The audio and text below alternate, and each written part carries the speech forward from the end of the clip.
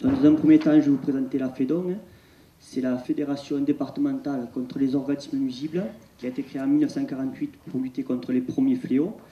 Elle est reconnue depuis 2012 comme un OVS. C'est un syndicat professionnel qui est basé dans les locaux de la Chambre d'agriculture, avec comme président M. Jacques Serre. Son objectif est de rechercher et de mettre en des dispositifs usagers un maximum de moyens de lutte contre les organismes nuisibles, mais elle est aussi en charge de la surveillance du territoire, et notamment sur la flavescence dorée. Donc, le département de l'Aude est couvert par 21 GEDON, ce sont des groupements de défense contre les organismes nuisibles, qui sont les représentants sur des petites zones de la FEDON, qui réalisent des tournées d'observation. Et la FEDON donc, travaille essentiellement sur la flavescence dorée, sur les friches agricoles qui sont liées souvent avec la flavescence dorée, le CA, enroulement chloruré de l'abricotier, la charca, la chenille processionnaire du pin, le feu bactérien ou tout autre organisme qui va gêner dans l'agriculture, ou pas. Donc, la flavescence dorée, c'est une maladie de quarantaine de la vigne qui est soumise à arrêté ministériel et préfectoral, avec une lutte obligatoire de 3 traitements obligatoires par insecticide. Alors l'arrêté ministériel est de 2013, il a été revu en 2013, et l'arrêté préfectoral, c'est chaque année qu'il est revu pour caler notamment les communes qui peuvent être aménagées ou pas, qui peuvent aménager la lutte. Et il y a aussi une obligation d'arracher toute souche atteinte de flavescence. Donc l'organisation de la lutte est comme la suivante. Donc, il y a les financeurs qui sont le ministère et les cotisations des GEDON. Donc, pour information, ça revient à peu près à 20 centimes par hectare.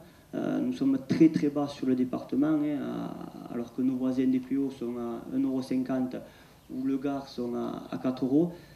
Ça reste des financements qui sont faibles. Et du coup, on ne peut pas faire des tournées qui sont très pointues par rapport aux autres départements. Heureusement que nous avons des appuis techniques sur le terrain avec la Chambre d'agriculture, les fédérations des caves coopératives, des caves coop, des caves particulières, pardon, les ODG, le SRAL, le Civambio, qui vont nous aider. Ce sont toutes ces personnes qui sont sur le terrain et qui vont nous aider pour nous signaler où il y a de la maladie pour qu'on intervienne. Et le soutien terrain avec le groupement de défense, GEDON. Donc, le déroulement de la campagne va commencer avec l'animation de la commission départementale qui va avoir lieu à la fin du mois. Là. Le contact avec les différents GEDON, bilan et tournée, remise des rapports, préparation de la nouvelle campagne, demande de cotisation, avec des réunions d'information qui peuvent être faites sur des zones où il y a des GEDON ou pas. Observation de toutes premières éclosions pour caler les dates de l'arrêté préfectoral, en collaboration avec le SRAL. Donc chaque année, on va essayer d'observer le plus tôt possible les premières cicadelles pour qu'on cale les dates au mieux pour que les traitements interviennent sans aucun risque de contamination. Création de nouveaux GEDON, fusion de certains pour faciliter les différentes actions. Donc maintenant, on arrive à avoir une couverture GEDON qui est quasi sur tout le département, comme on va le voir sur la carte, mais il y a encore des zones où il n'y a pas de GEDON, et on arrive à en créer. Ce soir, je vais en créer un sur Puchéric, par exemple. Donc vous voyez ici la carte des GEDON du département, avec 21 GEDON agréés, soit 232 communes sur 261 communes viticoles. On est le département le mieux pourvu par rapport au GEDON, on a une couverture à 80%, c'est très très bien, quoi. Donc après, sur ces GEDON, il va y avoir 2 tournées qui vont être réalisées, là, à minima, suivant la taille des GEDON, il peut y en avoir bien plus, mais 2 thèmes de tournée. La première, ce sont les comptages de cicadelles, où on va observer et voir si les observations calent avec les dates de traitement, voir s'il y a beaucoup de cicadelles cette année ou pas. Donc on a réalisé 21 tournées sur 45 communes, 22 d'entre elles hébergent le vecteur. 2016 sont des éclosions à peu près semblables à 2015, mais bon, ça fait 4-5 ans où on arrive avec des taux de population qui sont assez importantes. Et 150 personnes ont participé à ces tournées, ce sont notamment des viticulteurs qui viennent par le biais des GEDON, ainsi que tous les techniciens qui œuvrent sur les secteurs. Ensuite, dans un second temps, on fait les prospections sur cèpes isolés, où là, on va observer et marquer les cèpes flavescents. Donc, pour le coup, il y a eu 26 opérations repérage de souches. En 2016, c'est pratiquement 7000 cèpes qui ont été marqués à la peinture, qui étaient flavescentes. Donc, au minimum, une tournée par jet d'eau. Et là, plus de 200 personnes ont participé à ces tournées. Donc pour les cèpes isolés, c'est 7000 souches, comme je vous l'ai dit tout à l'heure, qui ont été marquées sur 65 communes, avec une surface prospectée de plus de 15 000 hectares. Alors ces 15 000 hectares, c'est pas systématiquement rang par rang, vu les budgets que l'on a, on fait au mieux. Ça peut être du rang par rang, mais aussi en voiture, on tourne sur des zones que l'on connaît ou pas, et on voit s'il y a des choses qui nous semblent à problème ou pas. Du coup, sur les 70 000 hectares du département, il y a énormément plus de souches, mais on ne peut pas faire mieux que ce que l'on fait déjà. Plus de 200 personnes ont participé à cette tournée. Et ensuite, une fois que toutes ces parcelles ont été repérées, on va envoyer des courriers au propriétaire en lui disant qu'il a l'obligation d'arracher les cèpes. Et c'est 350 courriers qui ont été envoyés en 2016. Ensuite, pour être sûr que ce soit de la flavescence dorée, on réalise chaque année une batterie de tests ADN pour savoir si c'est bien de la flavescence dorée ou une autre maladie, par exemple le bois noir qui a les mêmes symptômes. Du coup, on a analysé cette année 85 parcelles qui sont ressorties pour la majorité flavescentes. Et chaque année, on réalise à peu près 80 tests. C'est pour ça qu'on a une bonne vision des parcelles. On connaît les parcelles qui sont flavescentes ou pas. Donc les foyers et micro-foyers sur le département en 2016. Donc les foyers, ce sont des parcelles atteintes à plus de 20%, et les micro-foyers, c'est des parcelles atteintes entre 5 et 20%. Souvent, ces foyers-là, après, les micro-foyers vont basculer l'année d'après en foyer. Donc, voilà, ça s'affiche mal. Cette année, il y a 20 hectares qui ont été arrachés à cause de la flavescence dorée à plus de 20%, et une quinzaine d'hectares en micro-foyer. On est sur des taux comparables aux 5 dernières années, comme on va le voir par la suite. Et cette année, une chose qui ne m'était pas arrivée depuis assez longtemps, il y a des foyers en 2015 qui n'avaient pas été arrachés. Du coup, on a dû travailler dessus avec le SRAL pour les faire arracher, et ça va être fait, ça a été fait. Donc voici l'évolution des foyers et micro-foyers sur le département. Donc en bleu clair, vous avez les foyers et les micro-foyers en rouge, on va dire. Donc vous voyez, depuis 4-5 ans, on a des taux de foyers qui tournent autour de entre 20 et 30 hectares chaque année qui sont arrachés à cause de la flavescence dorée. Avec un nombre de parcelles, un foyer, micro-foyer, qui tourne autour de 40, depuis une quarantaine de parcelles. Quelque chose d'important aussi sur les foyers, on retrouve des foyers, ça fait 2 ans, sur tous les gros secteurs du département. Il n'y a aucune zone qui est épargnée. On en trouve sur le Cabardès, sur le Limousin, sur le Narbonnais, sur le Carcassonnais, sur les Corbières, le Minervois. Voilà, tous les grands secteurs du département ont un endroit qui est touché.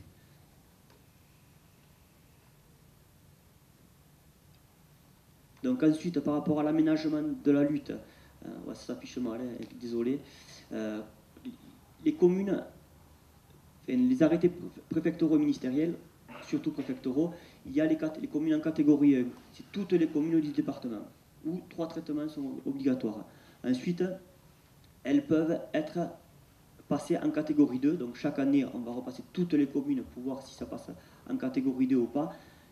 Et là, on va aménager la lutte en passant de 2 ou 1 traitement. Et ensuite, c'est les communes assainies, pas de traitement obligatoire, elles sortent de l'arrêté préfectoral.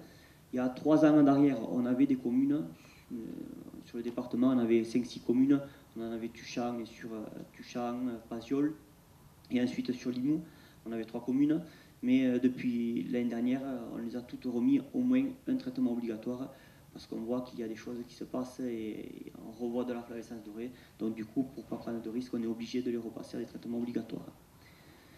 Et ensuite, les exploitations en conduite raisonnée peuvent supprimer un traitement supplémentaire en justifiant. On justifie qu'il n'y a pas de problème, que des observations sont réalisées, et pour le coup, on peut encore baisser d'un traitement. Donc, historique de la catégorie 2, première commune en 2003 qui est passée à 2 traitements obligatoires, c'était la commune de Roquefort, et on est arrivé à 2016 à 162 communes. Voilà, depuis 3-4 ans, on stagne autour de 162 communes. C'est difficile d'aller plus loin, des communes chaque année reviennent, repartent. Mais bon, l'objectif c'est vraiment ça, c'est de voir qu'il n'y ait pas de problème pour, grâce aux prospections, et ensuite pouvoir aménager la lutte et éviter qu'il y ait des insecticides qui se fassent. Donc en conclusion, des niveaux de population de larves importantes mais stables depuis ces 6 dernières années, d'où l'importance des traitements. On ne fait pas faire des traitements pour s'amuser. Augmentation des symptômes, ça depuis 3-4 ans c'est fréquent et on voit beaucoup de parcelles avec des ceps isolés. Et c'est compliqué pour les retrouver aussi parce qu'un cep au milieu d'une parcelle d'1 hectare, pour le voir, c'est pas évident. D'où l'importance du réseau qu'il y a pour lutter contre la flavescence, avec les viticulteurs qui font passer les messages, avec les techniciens qui sont sur le terrain. Il y a encore de nombreux foyers en 2016. Depuis 6 ans, les campagnes d'arrachage sont importantes. Chaque année, 20 hectares, c'est entre 20 et 30 hectares, c'est énorme. C'est chaque année une exploitation qui part à cause de la flavescence dorée. Donc la vigilance est de mise. Par contre, voilà, un bon fonctionnement général des jets d'eau. Grâce aux jets d'eau aussi, on va pouvoir s'apercevoir d'un problème et pouvoir intervenir très rapidement sur le problème. Par exemple, je peux vous donner l'exemple de Arzens. Arzens, l'année dernière, on a trouvé un foyer. De suite, on est intervenu, on a fait arracher ce foyer, on a bien zoné autour, on a fait arracher les ceps qu'il y avait autour, qui étaient flavescents. On y est revenu cette année, on a trouvé une trentaine de ceps. L'année prochaine, on va y revenir, on ne trouvera pas de ceps, on pourra réaménager la lutte. Donc je rappelle peut-être un schéma que vous connaissez, qui sont pour nous les 3 piliers sur lesquels doit reposer la lutte contre la flavescence dorée. Que ce soit en viticulture biologique ou non d'ailleurs. Tout d'abord, donc, on a l'engrenage en haut, le vert, qui est l'implantation de cep indemne de flavescence. Donc la seule solution, c'est de faire traiter les plants à l'eau chaude. La deuxième, l'engrenage orange, c'est l'assainissement du vignoble. Donc là, je ne vais pas y revenir sur ce sujet que vient de développer Julien. Bien évidemment, ça repose sur des prospections cicadelles, flavescence, l'arrachage systématique des foyers. Donc là, on incite très très vivement l'ensemble des producteurs, notamment les bio, à participer aux efforts collectifs qui sont mis en place par les jets d'eau. Et donc le dernier point, c'est la maîtrise des populations d'insectes vecteurs. C'est le point que je vais développer aujourd'hui. Juste pour rappel, donc l'ensemble des points, des méthodes de lutte qui sont utilisées en bio ont fait l'objet d'une synthèse de 2014, donc qui réunit un ensemble des résultats d'expérimentation, notamment qui ont été mis en place par les partenaires techniques, donc les chambres d'agriculture, enfin, les structures bio, etc., au niveau national. Donc ce document est encore d'actualité et disponible sur Internet. Donc là, je vais zoomer sur la maîtrise des populations d'insectes vecteurs, les éléments dont on dispose en bio. Juste, je vous rappelle, donc ça c'est un schéma qui a été publié dans la thèse de Julien Chuch en 2010, pour vous rappeler que la cicadelle a une seule génération par an. Donc l'insecte passe l'hiver sous forme d'œuf sous les écorces.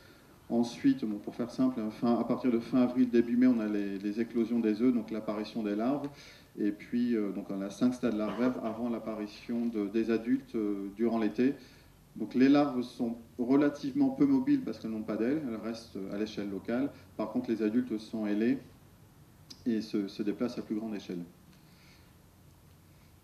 Les éléments dont on dispose pour limiter les populations de cicadelles, donc avant de parler produits, il faut penser à d'autres techniques, notamment l'épamprage. Donc là, je vous ai mis une illustration d'une souche avant épamprage et la même souche après épamprage. Donc pour rappel, la cicadelle pond les œufs sous l'écorce, donc sous l'écorce du vieux bois de plus de 2 ans notamment. Donc toutes les zones toutes les feuilles qui sont en contact avec le vieux bois sont susceptibles de porter des populations de cicadelles relativement importantes. D'où l'intérêt de l'épamprage. que j'illustre par un résultat d'essai qu'on a mis en place en 2013.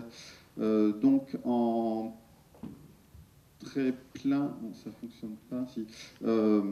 Donc là, on avait les barres bleues qui sont une modalité sur laquelle on n'avait pas fait l'épampage, et en orange, donc c'est une modalité sur laquelle on a fait l'épampage. Donc les barres pleines, c'est les populations de cicadelles qu'on retrouvait dans le feuillage, et les barres en assuré, c'était les populations qu'on retrouvait uniquement sur les pampres. Donc vous voyez quand même. Avant l'épampage qu'on a réalisé le 5 juin, on avait à peu près une trentaine de pourcents, une vingtaine de pourcents des cicadelles qui étaient présentes sur les pampres. Donc on a épampré une partie, la modalité orange, ce qui fait que le 13 juin, donc on n'a pas du tout baissé les populations qui étaient présentes dans le feuillage, bien évidemment. Par contre, les populations qui étaient sur les pampres ont disparu. Chose importante dans la prise en compte de l'intérêt de l'épamprage sur la maîtrise des populations de cicadelles, c'est qu'il faut suivre l'évolution des pampres. C'est-à-dire que, donc là on a fait le premier épamprage le 5 juin, le 20 juin, on avait à nouveau des petites pampres qui étaient réapparues sur lesquelles on trouvait des populations de cicadelles. Donc on a à nouveau enlevé ces pampres pour baisser les populations. Et donc au 28 juin, on avait sur la modalité qui était épamprée, on avait une quinzaine de cicadelles. Sur la modalité qui n'avait pas été épamprée, on était quand même à des populations beaucoup plus importantes. Donc on a quand même un intérêt assez important à épamprer les vignes pour maîtriser les populations. Bien évidemment, il est rare que seul l'épamprage suffise, donc il faut avoir recours à des traitements insecticides. Donc là, j'ai fait un petit focus sur les produits qui sont autorisés. Donc avant de parler du pyrètre naturel, je voulais faire un petit point sur l'huile minérale. Puisqu'il y a différents produits sur le marché, donc ça c'est la liste des produits qui sont référencés dans la base IFI.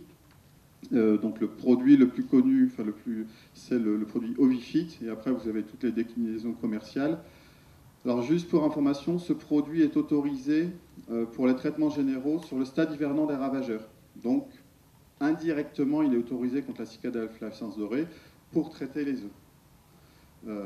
Par contre, qu'on soit bien d'accord, ce produit ne peut pas se substituer au traitement insecticide rendu obligatoire par les arrêtés préfectoraux.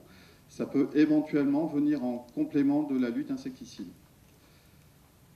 Ces produits sont autorisés à une seule application par an. Donc l'idée, bien évidemment, c'est de toucher les œufs. Donc il faut traiter l'ensemble de la zone sur laquelle les œufs peuvent être présents, donc l'ensemble de l'écorce. Donc une application sur le tronc et également sur les bras si on est en cordon broyant. Donc voilà, en termes d'application, c'est assez contraignant, il faut bien le reconnaître. Alors, le dernier point ne s'affiche pas, c'est sur les résultats, le niveau d'efficacité qu'on peut attendre de cette application. Donc là, ça fait 2 ans qu'on fait des essais pour vérifier l'intérêt ou non de ces traitements. On estime qu'on est à peu près entre une 50-60% d'efficacité, sachant que, alors historiquement, ces produits se faisaient sur les stades hivernants et sous-entendu en pré-débourrement de la vigne. Parce que les huiles minérales, ce n'est pas un produit qui est très nouveau, il en existe depuis quelques années. Donc avant, c'était des produits qui avaient tendance à poser des problèmes de phytotoxicité si on les mettait en végétation. C'est pour la raison pour laquelle on les appliquait en pré-débourrement. Là, les nouvelles formulations font qu'on n'a plus de problème de phytotoxicité. Et dans les essais qu'on a mis en place ces dernières années, on a montré une efficacité plus importante de ce traitement, s'il est positionné juste avant le début des éclosions des œufs, donc sous-entendu fin avril. Donc une meilleure efficacité si on fait l'application fin avril que si on l'a fait en hiver. Donc on va dire que malgré tout ça, ça reste un moyen de lutte relativement anecdotique. Le plus important, c'est quand même l'utilisation du pyrètre naturel, puisque c'est le seul produit qui soit autorisé en bio, homologué contre la cicadelle flavescens dorée, que l'on peut utiliser pendant les périodes de lutte obligatoire. Quelques rappels sur le pyrètre naturel. Donc il y a 2 spécialités commerciales, le Pyrévert et le Green Pea, mais concrètement c'est exactement le même produit dans le bidon, c'est juste une démarque commerciale. Par rapport au nombre d'applications, bien évidemment, il faut se conformer aux arrêtés préfectoraux. Si vous êtes en zone à 3 traitements, en bio, les 3 applications doivent se faire sur les stades larvaires, donc uniquement, à peu près au mois de juin. Donc on ne fait pas de traitement sur les adultes en bio. On a une faible persistance d'action du produit, qui est très photosensible entre autres. Du coup, pour avoir une meilleure efficacité, il vaut mieux positionner le produit en fin de période dans les périodes de lutte obligatoire. Généralement, chaque période de lutte obligatoire dure une dizaine de jours. Il vaut mieux se positionner plutôt en fin de période. Bien évidemment, pour avoir une efficacité intéressante du produit, il faut avoir une qualité de pulvérisation irréprochable. Donc je fais le lien avec l'intervention de la fin de matinée et éventuellement de cet après-midi, la démonstration de pulvérisation confinée. Donc voilà, il faut être extrêmement rigoureux sur la qualité de pulvérisation. En termes de conditions d'application, donc on n'est pas toujours d'accord avec les recommandations de la firme. Bon. Notamment sur l'effet pH. Donc, on n'a jamais mis en évidence d'effet pH, d'incidence du pH sur l'efficacité du produit. Donc, là, au niveau de Sudvin Bio, qui s'appelait AIVB à l'époque, on avait fait un essai au laboratoire en 2005. Bon, c'était juste sur la dégradation du pyrètre. On n'avait pas fait d'évaluation d'efficacité, on n'avait pas vu de dégradation du pyrètre, même si on était sur des pH importants. Et l'association Vitinov a mis en place un essai en 2016, également au laboratoire, mais sur la dégradation du pyrètre et également sur l'efficacité insecticide. Et là aussi, ils n'ont pas mis en évidence d'effet significatif du pH sur l'efficacité du produit. Par rapport à l'association avec le cuivre et le soufre, il vaut mieux privilégier les applications seules. On sait que c'est contraignant en termes d'organisation de travail. Donc si vous êtes amené à utiliser le produit en association cuivre et soufre, c'est possible, mais il vaut mieux mettre le produit, le pyrètre naturel en dernier dans la cuve. On n'a pas mis non plus en évidence d'effet du volume de bouillie sur l'efficacité, donc quel que soit le volume. Le volume de bouillie dépend plus du matériel de pulvérisation que vous utilisez que de l'association avec le pyrètre naturel. Sur l'heure d'application, là encore, on n'a pas mis en évidence d'effet significatif de l'heure d'application sur l'efficacité du produit. Par contre, il vaut mieux traiter pendant les heures fraîches, en dehors de la période de vol des abeilles, puisqu'on peut avoir un risque de toxicité sur les abeilles. Alors, par rapport à la faune auxiliaire, justement, on a très peu de références au vignoble. Il y a quelques références dans le dossier d'homologation, mais qui sont en partie de la modélisation mathématique, pas forcément obtenues au vignoble. Le seul résultat vignoble que je connaisse, c'est un travail qui a été fait par la Chambre d'agriculture du 21 de Côte d'Or en 2013 sur les typhlodromes. Donc, encore une fois, malheureusement, la diapo ne s'affiche pas bien. Donc, chaque courbe, c'est une parcelle de vigne bio qui a reçu 3 traitements au pyrètre naturel. Et donc, c'est les niveaux de population de typhlodrome. Donc, complètement à gauche, c'est les niveaux de population de typhlodrome avant les traitements insecticides. Et puis, chaque point représente les comptages de typhlodrome après 1, 2 ou 3 applications. Bon, je crois qu'ils avaient suivi une quinzaine de parcelles, donc on n'a pas d'effet vraiment très net du pyrètre naturel sur les populations de typhlodrome, qui est d'ailleurs officiellement classé neutre à faiblement toxique sur les acariens. Alors sur le reste de la faune auxiliaire, comme je vous le disais, on a peu d'infos, notamment sur les pollinisateurs. Probablement qu'on a un impact plus fort du pyrètre naturel, notamment sur les abeilles. Pour lever le doute, au niveau de Sudvin Bio, on a recruté une stagiaire qui va travailler exclusivement sur ce sujet cette année, donc on espère en savoir plus et pouvoir peut-être rassurer les vignerons sur l'utilisation du pyrètre naturel l'année prochaine. Donc en conclusion, par rapport à la maîtrise des populations de cicadelles, c'est un point fondamental quand vous êtes en PLO, en périmètre de lutte obligatoire, donc en complément des mesures de prospection, d'arrachage s'il veut des foyers, la lutte insecticide est absolument indispensable et donc elle doit s'intégrer aux autres méthodes de lutte. Voilà donc, ce que je voulais vous dire sur le sujet. Je suis vigneron sur différents domaines familiaux et en bio depuis longtemps, depuis plus de 20 ans.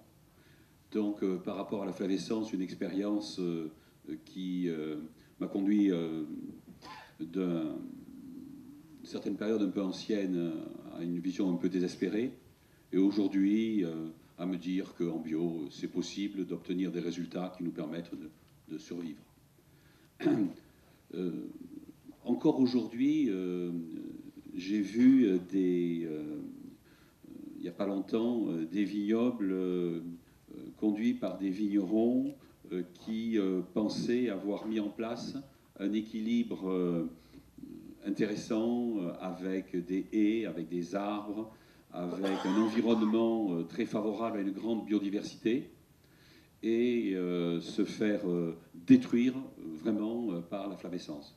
Autrement dit, je crois qu'il faut vraiment souligner le fait que on ne peut pas fermer les yeux sur ce genre de maladie. On ne peut pas fermer les yeux pour soi et on ne peut pas fermer les yeux pour les voisins. Donc,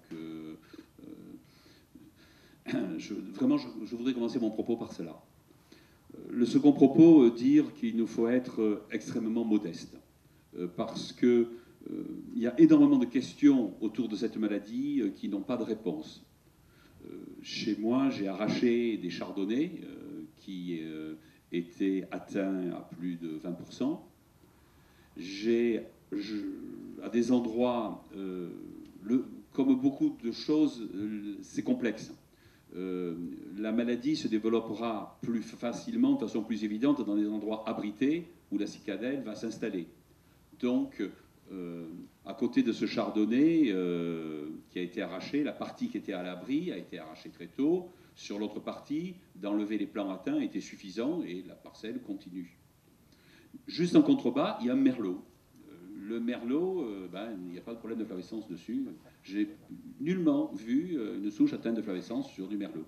Il n'y a aucune raison que les cicadelles n'aillent pas mordre des merlots et transmettre le mycoplasme. Pourquoi le merlot n'extériorise pas cette maladie? Je ne sais pas. Donc moi je peux dire, chez moi, il y a eu des problèmes sur le chardonnay, il y a des problèmes sur le sauvignon, il y a des problèmes sur le carignan. Sur le carignan, les choses évoluent très lentement. Sur le chardonnay, très vite. Alors pourquoi? On ne se pose pas une question. Hein. Est-ce que ces chardonnays qui étaient des sélections clonales, on a chaque souche qui va réagir de la même manière? Sur des vieux carignans qui sont des sélections massales, il y a une hétérogénéité qui fait que peut-être, le carignan quand même finit par être atteint de façon considérable. J'ai des parcelles où j'ai depuis 20 ans des souches atteintes. Chaque année, il y a une ou deux souches supplémentaires. C'est rien. On les enlève et on n'en parle plus. Autrement dit, juste mon témoignage, c'est de dire qu'en bio, il y a des conditions où on peut lutter, si on est attentif, si on fait des traitements, si on enlève les souches malades, ça fonctionne. Voilà. Je me garderai bien d'être beaucoup plus fanfaron, parce qu'à partir du moment où on a des souches qui peuvent être atteintes et qui ne manifestent pas la maladie, on peut très très bien avoir un vignoble que l'on croit indemne, tout mon merlot, hein, donc je peux faire le fanfaron, oui, sur le merlot, tout va très bien. Tout va très bien jusqu'au jour où peut-être ça ira très mal. Donc il faut être vraiment prudent, on ne peut pas prendre de risques. La seule chose que l'on peut dire, c'est que si on est attentif, eh bien, à terme, maintenant on a une expérience. C'était intéressant de voir ces populations qui variaient dans le temps. Hein. Tout le travail qui est fait par le GEDON est vraiment intéressant. Il y a une période qu'on n'explique pas où on était en diminution, de nouveau on est en augmentation, peut-être qu'on aura de nouveau une période de diminution. Je sais pas, on ne sait pas. La seule chose dont on peut être sûr, c'est qu'il est possible de maintenir le vignoble en étant attentif.